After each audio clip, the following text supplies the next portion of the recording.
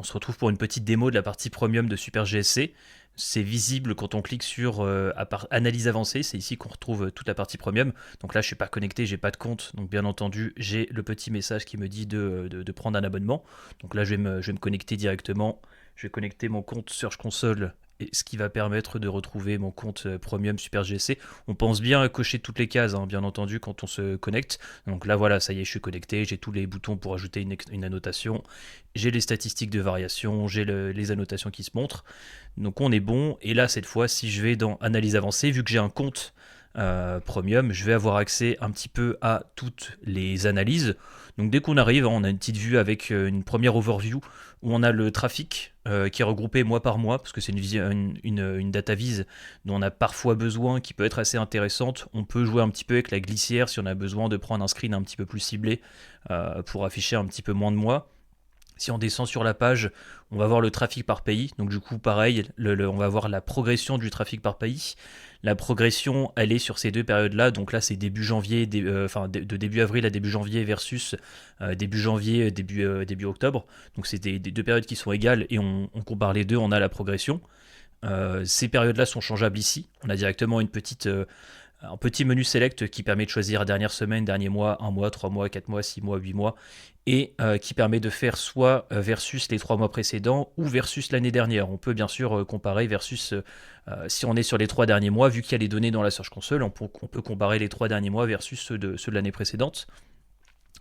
Ensuite, on a toute la partie mots-clés. Donc là, c'est un petit peu le cœur de l'outil, hein. C'est là où on va avoir vraiment toutes les données qui ont vraiment de la value. On a déjà tous les mots-clés. Pour chaque mot-clé, on va voir les données de progression versus la période précédente. Donc par exemple, le mot-clé Quick a gagné 77% d'impression versus de octobre à décembre. Et pareil, outil SEO gratuit, là on n'avait quasiment aucun clic dessus, on n'était quasiment pas positionné dessus, donc ça a vraiment monté.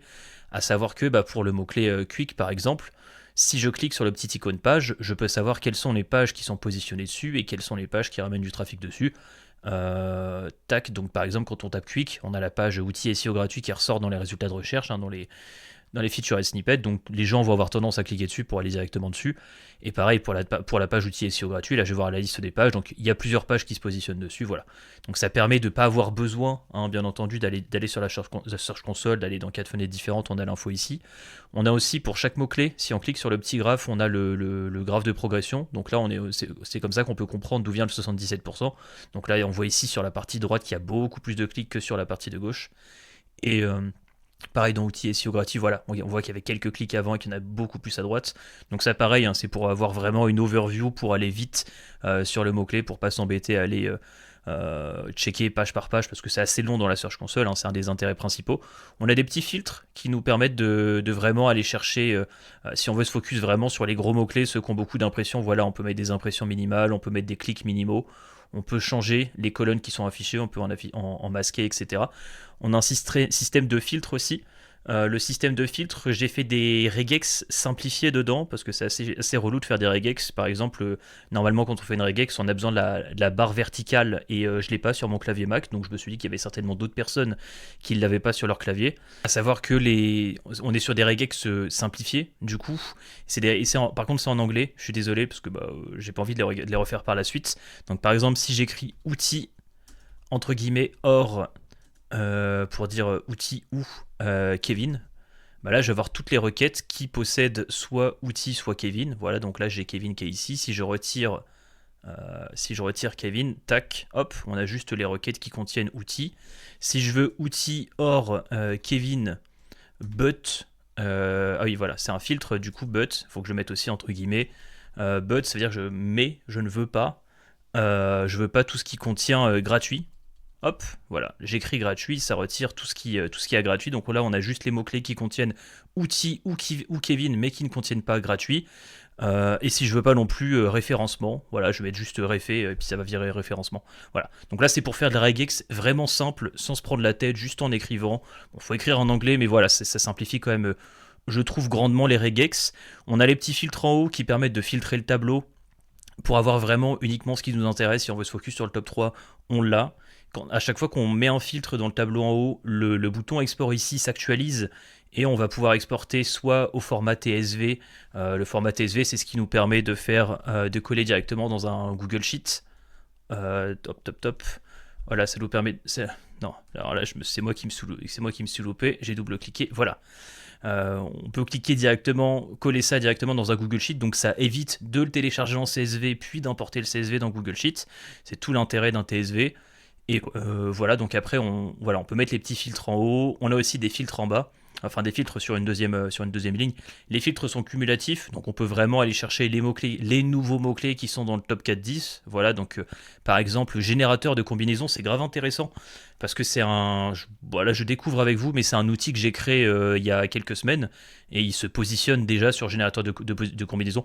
Bon, c'est clairement pas le meilleur mot-clé de l'univers, mais c'est intéressant de voir qu'on est déjà positionné dessus. Voilà, donc après on peut avoir uniquement les mots-clés qui sont en hausse, uniquement les mots-clés qui sont en baisse, hein, si on veut vraiment aller chercher les stats. Bon là on voit que on n'a pas beaucoup de mots-clés qui sont en baisse sur cette période-là parce que la plupart là Quick est vraiment dans une bonne direction d'un point de vue SEO. On va voir tous les nouveaux mots-clés, donc c'est des mots-clés qu'on n'avait pas il y a 3 mois et qu'on a eu dans les 3 derniers mois, enfin des mots-clés sur lesquels on n'était pas positionné dans les 3 derniers mois, mais sur lesquels on est positionné maintenant. Pareil, donc tous les mots-clés perdus, donc là c'est l'inverse, c'est des mots-clés sur lesquels on était positionné il y a 3 mois, mais sur lesquels on n'est plus positionné aujourd'hui. Comment, c'est des mots-clés qui sont communs aux 2 périodes. On était dessus il y a 3 mois, on est toujours dessus aujourd'hui, c'est un petit peu le tronc commun, la base solide. Ensuite, on a toute la partie évolution de position. Là, c'est un petit peu le graphe à la SEMrush. Donc voilà, répartition des positions, enfin répartition du nombre de mots-clés par position par mois.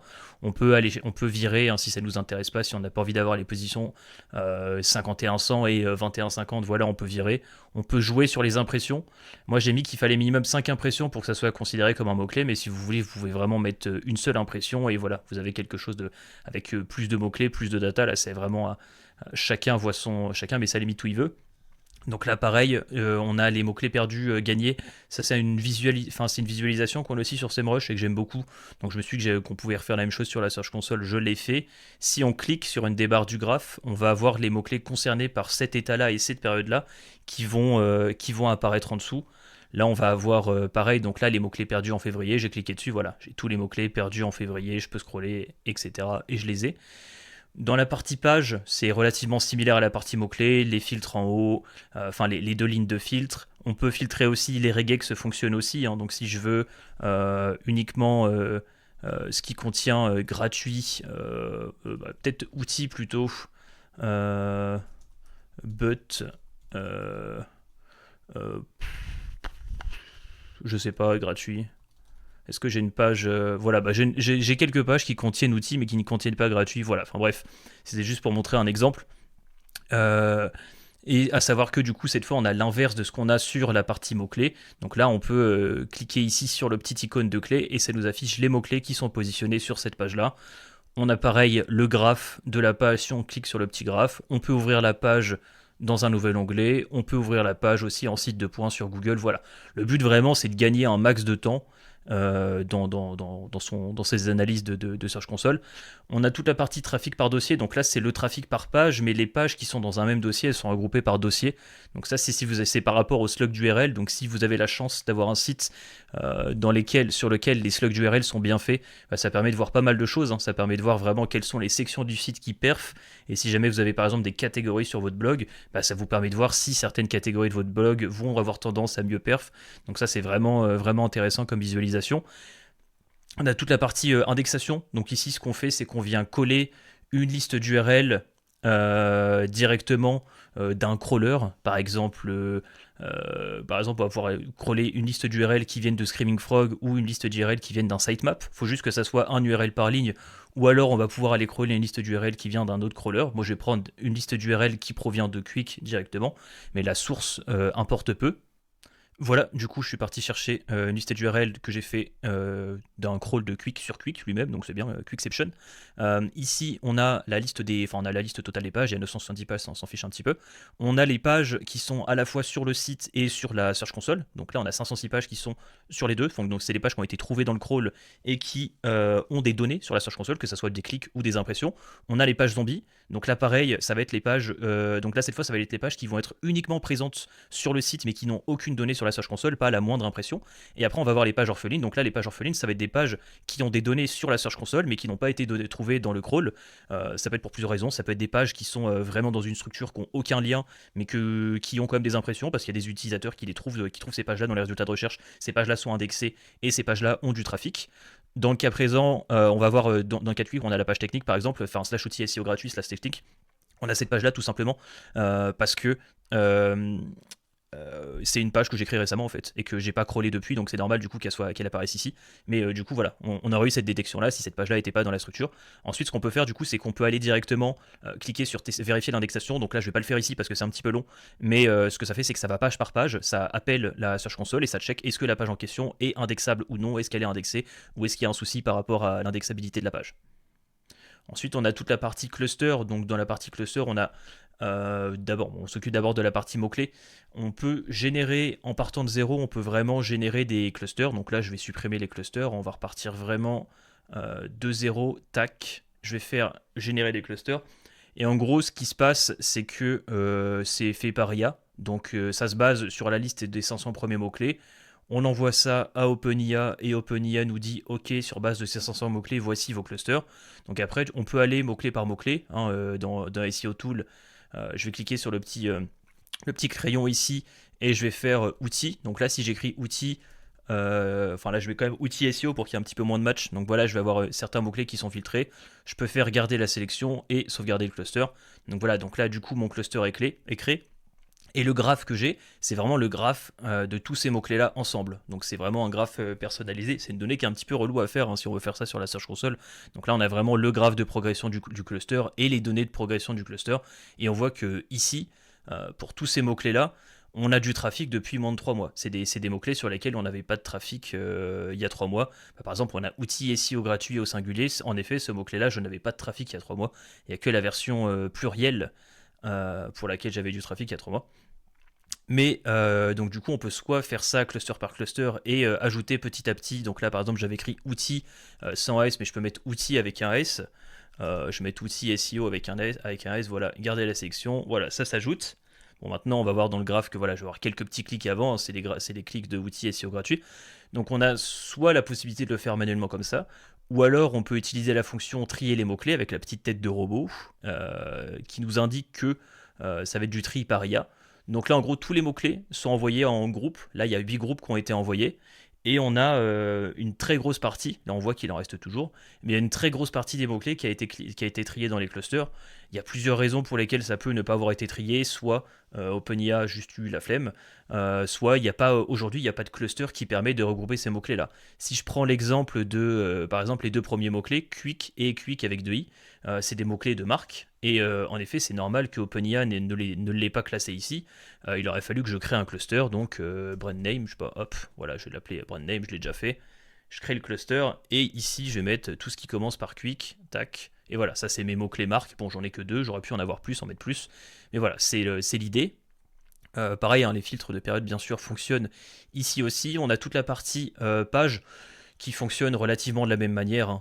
Ça, il n'y a pas trop de différence là-dessus. La seule différence qu'il va y avoir, c'est que sur la partie page, j'ai pas fait de tri par IA parce que il y a tellement de cas de figure où les URL sont très mal nommés que je me suis dit que ça servirait. Enfin, il y aurait trop de cas de figure où il y aurait des mauvais résultats et du coup, ça valait pas le coup que je le fasse. Je verrai quelle autre alternative j'ai. Mais du coup, voilà, pour tout ce qui est tri par page, il faut créer un cluster et ensuite insérer les mots-clés dedans directement en ajoutant, voilà, outils SEO, outils SEO, tac. Voilà, là on a la nouvelle sélection, garder la sélection, sauvegarder le cluster, voilà, super. J'ai tous mes mots-clés avec outils SEO gratuits. Et on peut du coup aussi, voilà, donc ça c'est toute la partie page. Et on a derrière du coup en dernier toute la partie Master View. Donc ça c'est une nouvelle fonctionnalité qui a été ajoutée il y a vraiment pas longtemps. Dans la Master View, c'est vraiment juste une vue d'ensemble de toutes les propriétés. On peut mettre des propriétés en favori. Si on clique sur la petite étoile, voilà, on voit que la propriété a été ajoutée au favori. On peut pareil changer la période, mettre 1 mois, 3 mois, 6 mois. Pas de souci, ça va fonctionner aussi. On peut juste aller maximum à 8 mois parce que y a 16 mois de données sur la Search Console, donc du coup ça sert à rien d'aller au-dessus. On va pas avoir une bonne comparaison et on peut masquer admettons qu'on veuille juste montrer quelque chose mais sans que les propriétés soient montrées, on peut masquer directement les noms des propriétés sur cette vue-là, comme ça on garde un petit peu d'intimité sur nos clients.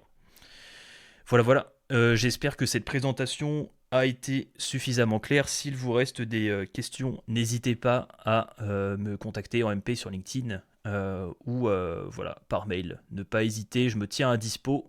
Ciao.